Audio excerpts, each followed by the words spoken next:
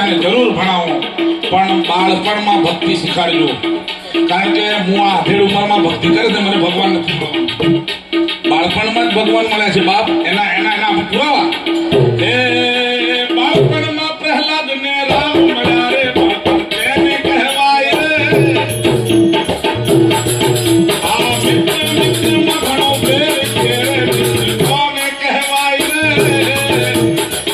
और एक बात नहीं, બધાને વિનંતી મારા બાપ જવાનીઓને કે મિત્રતા કોની કરવી. મારા બાપુજી કહેતા કે જે મિત્ર આપણને બાટલી ને ગ્લાસ આપીને આપણે મિત્ર ન કહેવાય. મારા બાપ મિત્ર તો કોને કહેવાય? જો મિત્ર કોને કહેવાય એનું એક્ઝામ્પલ બતાવ્યું.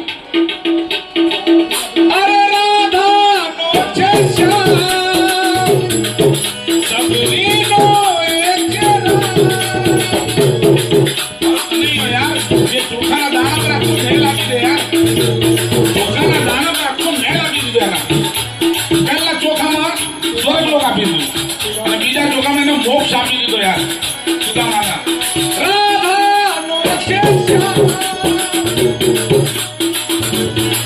એ સબરીનો છે રામ. એમાં માખણનો ચોર મારો રાજા રણછોડ છે.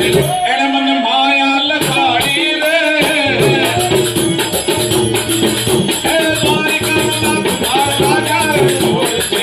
એને મને માયા લગાડી રે. એને મને માયા લગાડી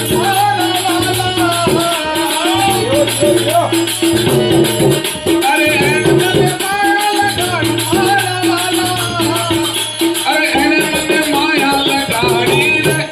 સુદામાનો મિત્ર રાધાજીનો શ્યામ, સુદામાનો મિત્ર મારો રાજા રણછોડ છે. એને મને માયા લગાડી રે. આપણી પાસે સમય કમી છે એટલે વધારે ન કરતા તમને શોર્ટમાં સંભળાવું. તમને બધાને ખબર હશે મારા કૃષ્ણનો જન્મ ક્યાં થયો?